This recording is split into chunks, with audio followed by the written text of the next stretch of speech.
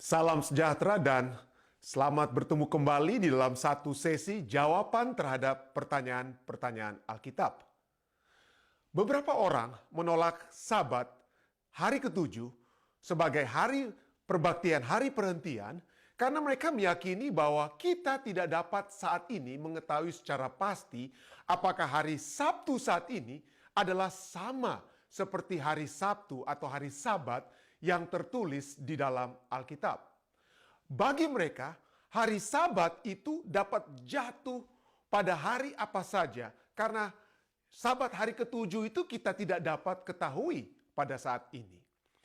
Ini adalah satu pandangan yang salah. Mari kita lihat 4 hal yang membuktikan bahwa hari Sabat, hari Sabtu, hari ketujuh yang kita miliki saat ini tidak berubah dari hari Sabat atau hari Sabtu, hari perhentian di zaman Alkitab. Yang pertama, menurut Alkitab, Kristus mati pada hari Jumat dan bangkit pada hari Minggu atau hari pertama dalam satu minggu. Semua gereja mengakui hal ini saat mereka menjalankan Minggu Paskah dan Jumat Agung. Lukas 23 ayat 52 sampai 56 menyatakan, ia pergi menghadap Pilatus dan meminta mayat Yesus. Dan sesudah ia menurunkan mayat itu, ia mengapaninya dengan kain lenan, lalu membaringkannya di dalam kubur yang digali di dalam bukit batu, di mana belum pernah dibaringkan mayat. Hari itu adalah hari persiapan dan Sabat hampir mulai. Dan perempuan-perempuan yang datang bersama-sama dengan dia, dengan Yesus dari Galilea, ikut serta dan mereka melihat kubur itu dan bagaimana mayatnya dibaringkan. Setelah pulang, mereka menyediakan rempah-rempah dan minyak mur. Dan pada hari Sabat, mereka beristirahat menurut hukum Taurat atau menurut firman Tuhan. Lukas 23 ayat 52 sampai 56. Ayat-ayat ini adalah satu bukti nyata bahwa Yesus mati sehari sebelum hari Sabat, yaitu hari persiapan, yaitu hari Jumat. Hari kematiannya adalah hari persiapan karena itu adalah waktu untuk bersiap-siap menyambut hari perhentian atau hari Sabat.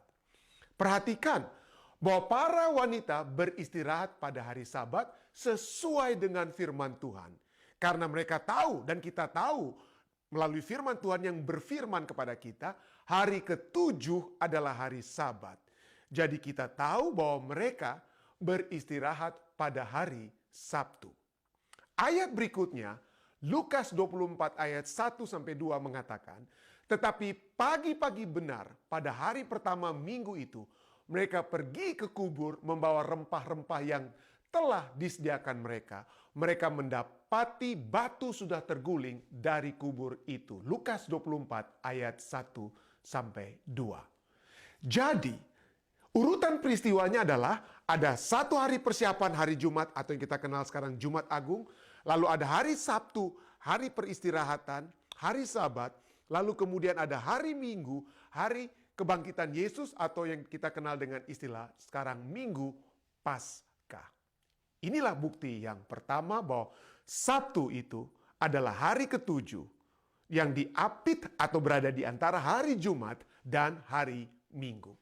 Yang kedua, kalender belum diubah sehingga membingungkan hari-hari di dalam satu minggu. Sama seperti yang kita tahu bahwa Yesus dan para pengikutnya merayakan hari yang sama dengan yang diperintahkan kepada Nabi Musa.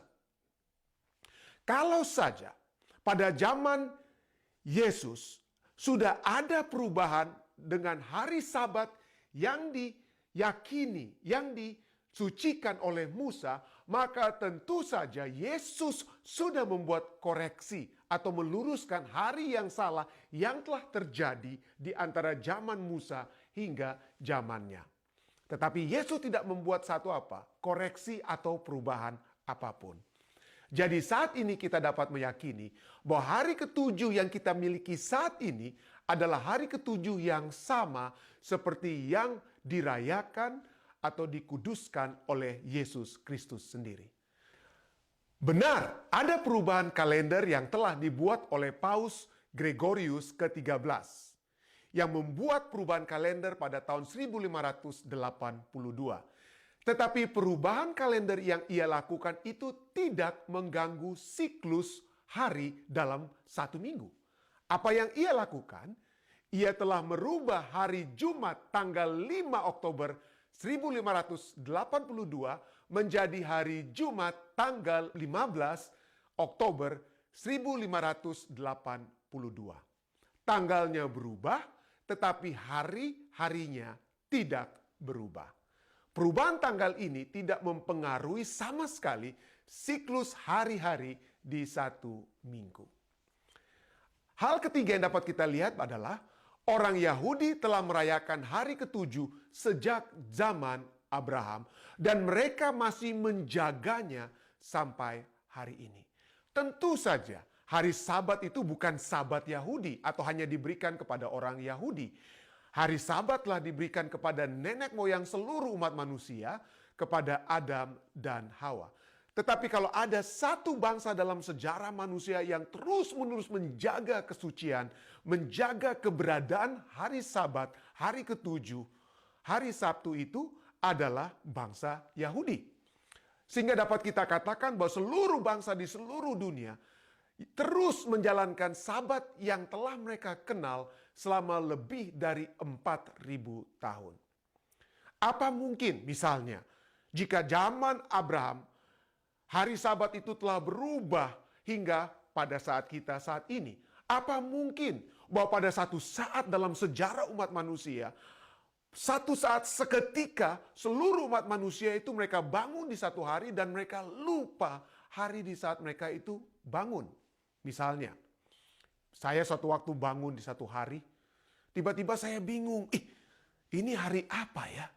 Lalu kemudian saya bertanya kepada keluarga saya dan mereka juga katakan, iya kami juga lupa hari ini hari apa.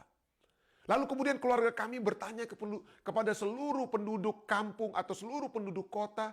Lalu mereka semua katakan, iya kami juga lupa hari ini hari apa. Apa mungkin ini dapat terjadi kepada seluruh umat manusia? Tentu saja tidak.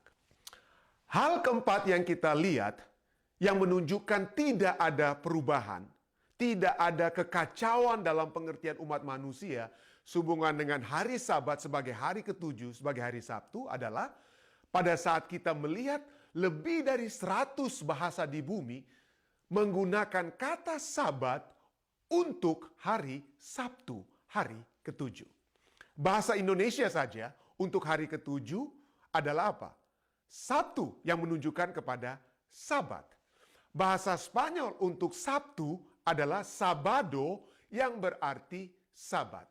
Apa artinya ini semua? Ini membuktikan bahwa ketika bahasa-bahasa di dunia dimulaikan, Sabtu telah diakui sebagai hari Sabat dan telah dimasukkan ke dalam nama hari itu.